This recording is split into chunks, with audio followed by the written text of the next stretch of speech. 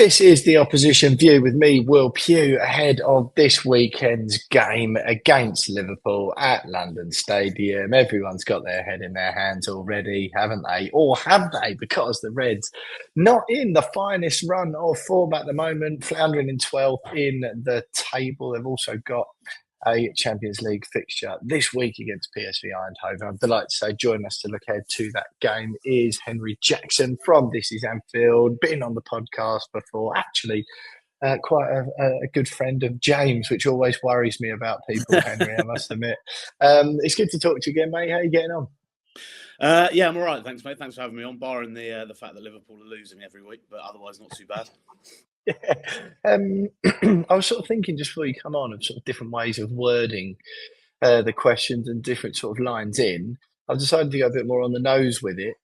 Why are Liverpool so bad and playing such bad football? Everyone's got lots of ideas. There's obviously one major one which I sort of can't escape, and you almost feel bad even analysing football given the circumstances around Jota's death, obviously. That's clearly still, as we saw with Andy Robertson, playing an impact as you'd expect it to on the squad. How much do you think that plays into it all? Just your thoughts, really, on why it's going as it is football-wise this season. I mean, ultimately, football's tribal these days, and it shows how tribal it is because even when a player dies, there are rival fans out there who still say that it's a weak excuse to use, which kind of sums it up. And I've got no doubt it's playing a part, because if you work with someone every day and you train with them every day and you travel across Europe every day and they're one of your best mates and all that stuff that comes with it, if he suddenly dies and he's not there every day, and you're reminded of it all the time, the fans sing about him, they're doing it in trying to do it for the best reasons, but they're being reminded of it. They are kind of grieving all at once together. Of course. I think some people will look at it and say, well, you weren't saying this when Liverpool won their first 5 games. But if you look at the opening game of the season, Salah scores in the last minute to sort of clinch the win against Bournemouth. And then he's in tears after the final whistle in front of the Kop. So it was clearly on his mind then. And, I just don't think you can escape the fact that these people, they might be millionaires and all these things, but they're only human and they're young men. And they've lost a lot of them have lost a very close mate. And like you said with Robertson last week, it showed that, it's still very much on his mind. But obviously, it can't be used as literally the only reason. That goes without saying. I think most Liverpool fans will tell you that there's just so many different reasons for what's going on. I think you can look at 3 or 4 key players who are just completely out of form. Konate, McAllister, Salah being the obvious one, has been a shadow of himself. And then you look at new signings. Wirtz has taken time to get used to the league.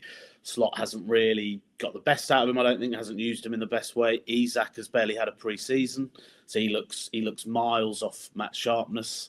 Frimpong's been injured. Kirkes has been all over the place, so they've struggled. There's a confidence issue at the moment. We look a soft touch. We look at as soon as we go 1-0 down in games, you kind of feel like that's it, and you see heads drop. Whereas last season we won the league and never knew when we were beaten. So I think you can point at lots of things. Slot obviously the expectations have grown because he won the title in his first season when people didn't expect it, and because of that, maybe this is the sort of turning into the transitional season that people thought it would be last year after Klopp, and it's happened a year later. So I would say there's lots of things. Jota, without question, is playing an impact and is obviously devastating for all those lads. But I think there's a lot of other things as well. Yeah, I really, honestly, Henry, can't escape that Jota thing. Like, in any other line of work, I'm not saying Liverpool for a second didn't do, weren't sort of top notch with their player care and all that sort of thing.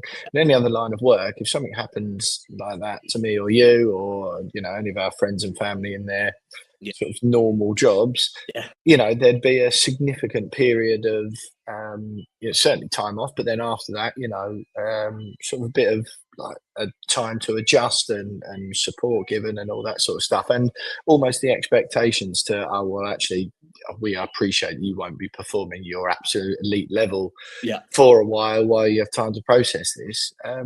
Exactly, and that's just not been the case here, is it? Not through anyone's fault, but just because of the sort of elite level of the Premier League. also you only have to at this level. They're coming up against other elite teams every week. You only Mate. It doesn't mean you're playing at 10%. You only have to play, even if you drop to 90%, 80%. Yeah, You're gonna lose games because you're playing against absolutely. elite footballers who are 100% potentially. So Yeah. Everyone talks about fine margins in the Premier League, don't they, all the time? And they're talking obviously about fitness issues, but the mentality of a squad and the feel-good factor and confidence, like you mentioned, all those things that sort of it's impossible to capture with stats, really, isn't it? They're also so important as well. So, yeah, I do. It's one of those weird things, really. You kind of almost go, well, whatever happens this season, Liverpool get a pass. I know it sounds silly, and yeah, not all the fans will be like that, but from no, everyone else, it also seems a little bit sort of, even talking to you and asking you what's going wrong with Liverpool, you go, yeah, well, what do you think? It's almost, yeah, it's a bit one of those answers. yeah, And just on the football side of things, then I want to start in one place. And again, I sort of feel like I'm asking the questions because you're on the podcast and fans might want to hear it. I've kind of already made my own mind up yeah. about this question in particular. Arne Slot. There are some fans calling for him to go. I think a lot of it maybe gets hyped up. The bloke comes in and wins the Premier League in his first year, and that the devastating tragedy as we're talking about. Obviously, you spent a lot of money in the summer. Two sides of it. Your thoughts? I think to call for him to be sat right now is too much. Definitely, I think there are some who are certainly beginning to think that way. But what I would say is, I think he is under genuine pressure, because I think if you're the Premier League champions and you lose 6 games out of 7 in the league, I think it is 8 in the last 11. Obviously, we're playing PSV tonight. Who knows what's going to happen there? But if you're in that, you can't. That's unacceptable as champions, really, and that's kind of the brutal reality of it. And the same mistakes are happening. Like I said, we're going behind in games. We're not responding. The same sort of tactical errors are creeping in. He's making some dubious subs, I would say. With the amount of games where we're chasing a draw or chasing a win with about 6 attackers on the pitch because it's just got desperate, and we're playing Szoboszlai at right back, Gravenberch's gone to centre back, and we've got Chiesa and Engamoa, the young lad, all these players on the pitch, and it all just feels like it's throwing the kitchen sink at it. So he is 10-year-old playing FIFA sort of thing. Yeah, and I think if we were to not beat PSV, if we lost to you on Sunday, it is getting to the stage, and it seems I can't believe I'm saying it, because he won the title 6 months ago, and it is ridiculous. And football is knee jerk nowadays, and people call for managers' heads far too easily. But I think when it's a club like Liverpool and they're the champions, it can't keep going on like this. And I've got all the time in the world for him. He's been superb, and he's handled himself brilliantly over the Jota situation and everything. He's been a great replacement for Klopp, but it can't keep going on, and football's brutal. And if we keep losing, eventually there's going to have to be a change. But I have faith in him that he can turn it around. But he is under a lot of pressure. We'll get to it shortly, Henry, but there's no way in 1,000 years that you'll lose to West Ham. Therefore, he'll be he'll be okay for at least another week. Obviously, those of you not on Patreon who will be hearing this a day later than everyone else, Liverpool have already played PSV by the time you get this.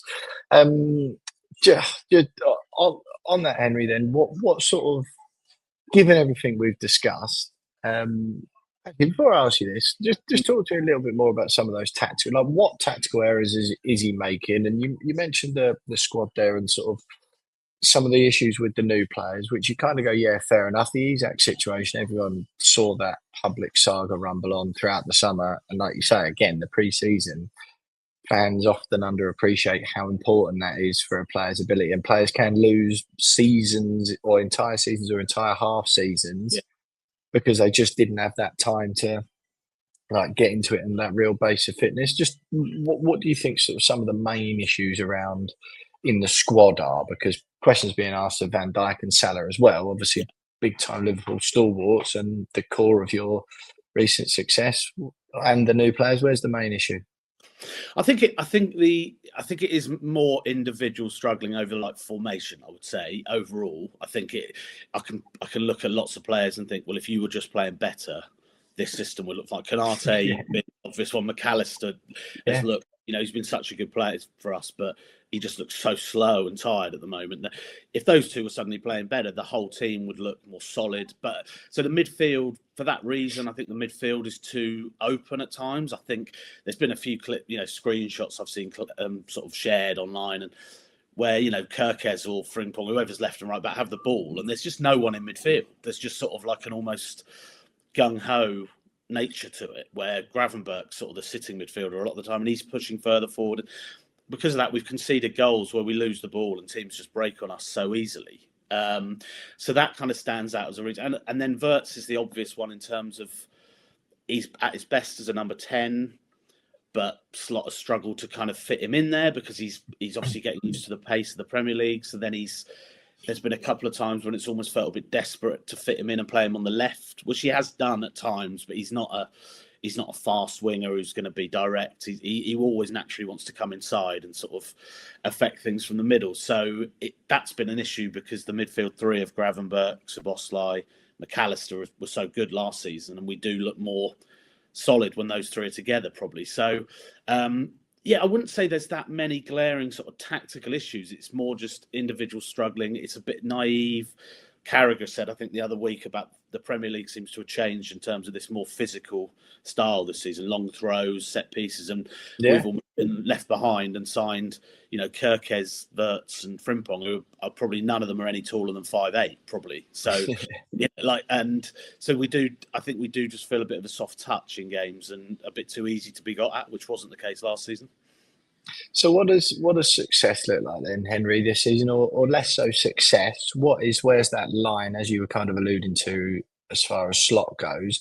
Where's the line and above which you go, all right, look, fair enough, given everything, we'll accept that. And we, like you said, we thought the transition season was coming the first year. It's come now with Jota, with all the trouble with the new signings, with some of the aging players, etc., etc. We'll accept that though. What gets him another season in your eyes, I suppose? Well, I mean, I think really top four now has to be. I mean, you can't miss out on the Champions League. I don't think you can't go from champions and not get the top four, can you? You can't.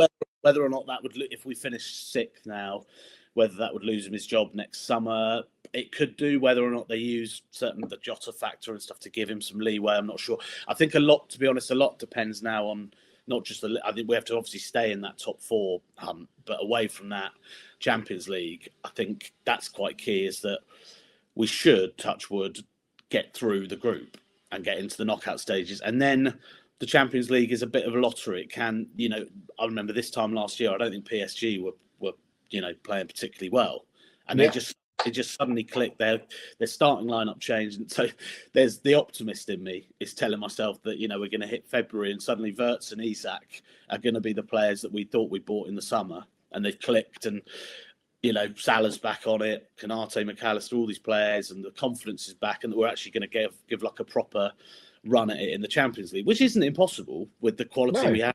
And things can change, but the way it's going at the moment, there is almost, if it keeps going like it is, we'll be knocked out in pretty limp fashion in the last 32 or last 16 or whatever.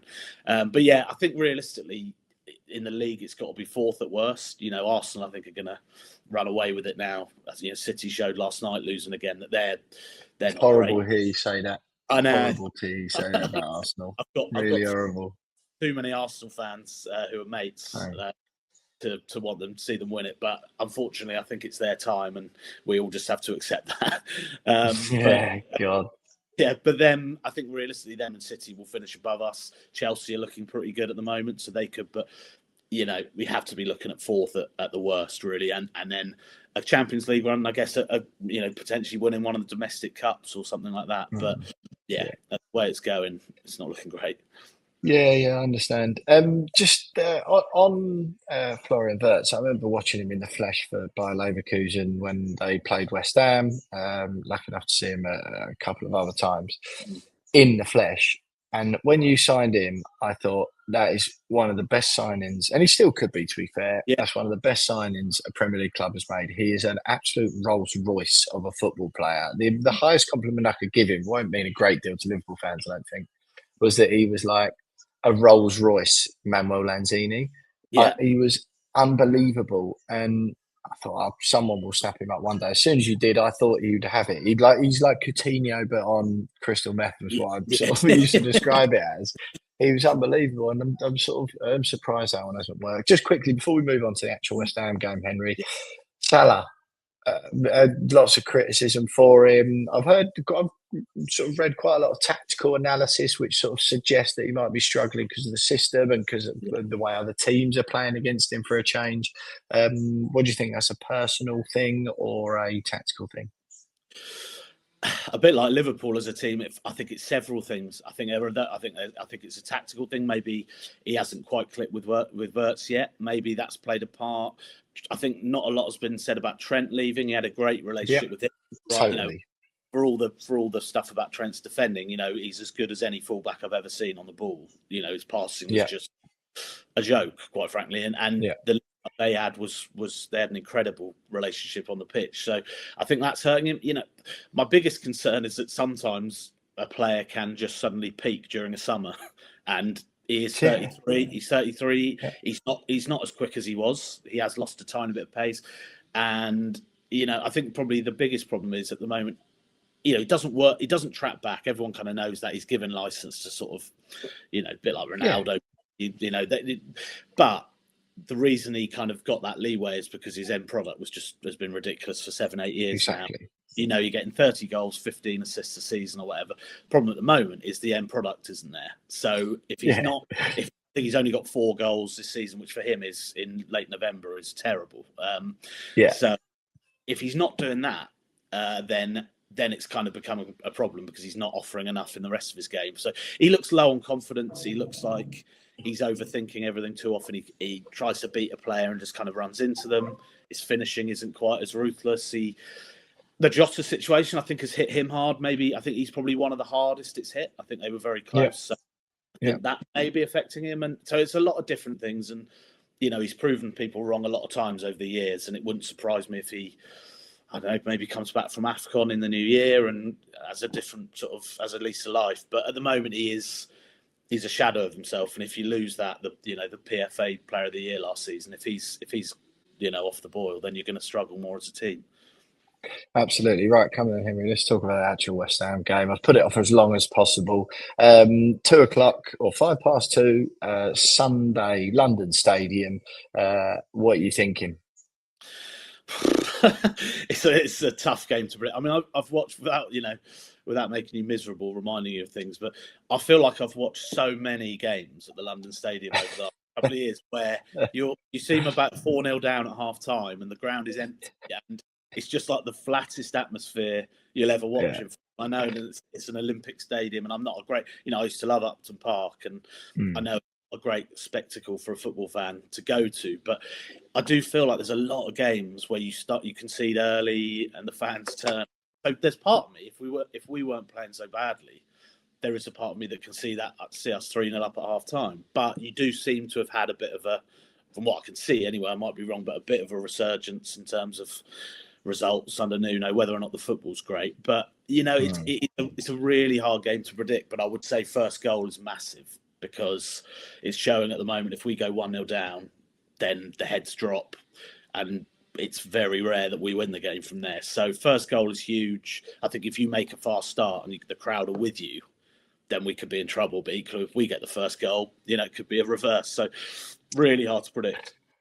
Yeah, I think unfortunately West Ham fans these days just sort of trudge to London Stadium, and if we go 1-0 down, they just trudge out. It's exactly the same sort of situation. It's hard to sort of know. You've obviously got the game against PSV tonight. Any sort of expected squad rotation pending any injuries or sort of team news? Is there anything Slot particularly does around European games? No, I mean, he to be honest, he's not really in a position to rotate too much. A, because he needs the results for his own good, and B, because we have got injuries. So, I think you're looking at probably there'd be similar teams. I would have thought, and right back's a problem at the moment because we've got Bradley and Frimpong both out. So I think there's a fair chance you'll see Szoboszlai at right back on Sunday, Konate, Van Dijk. Robertson and Kirkes do seem they rotate a bit. So I would say maybe whoever starts against PSV won't against West Ham.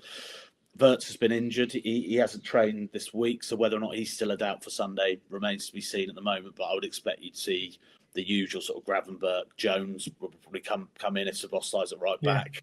McAllister, despite his form. And then I think probably the one that some Liverpool fans I think would like to see now is I think there's a bit of frustration growing with Gakpo on the left wing, where he's a good player, but he's 6'4" and he doesn't put himself about like a 6'4" player should. Like he should be a dominant kind of winger who wins stuff in the air and beats players. But he can be a little bit meek, a little bit feeble at times, and he's a bit one-trick pony cutting in.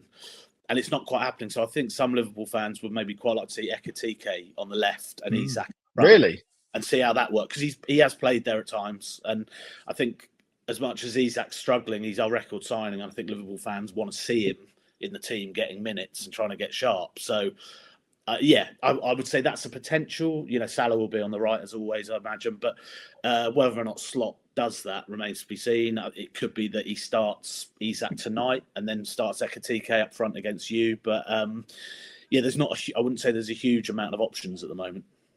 Yeah, fair enough, Henry. Look, it's been absolutely brilliant having a chat with you, mate. I can sort of feel your sort of pain and frustration at it all. Really, as I'm sure you can understand, as a West Ham fan, it's sort of somewhat harder to feel as much sympathy for you as I do for myself and the rest of our fans, given our recent plight. But no, I can I can feel it. I say you will have some respite as far as I'm concerned this weekend. Give us a score prediction then, mate.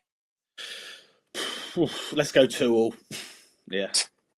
2-2. 2-2. Yeah. Well, that's what obviously we had the 2-2 against Bournemouth. So, I don't think any West Ham fans really full of confidence despite your form at the moment, albeit we are unbeaten in 3 somehow. Listen, Henry Jackson there from This Is Anfield. Thanks so much for joining the We Are West Ham podcast. Thanks for listening, everyone. Don't forget to subscribe to Patreon, patreon.com/We Are West Ham podcast. If you want all the pods a day before everyone else and to listen without adverts and to support me and Jonesy, it's only a couple of quid a month to get over there and do that. At @WeAre_West Ham on Twitter, We Are West Ham Pod on Instagram. Subscribe to the YouTube channel. You know the drill, and let us know what you think in the comments. Thanks for listening, everyone. West Ham are massive, up the Hammers. Liverpool at home Sunday, and me and Jonesy will be back on Monday as usual.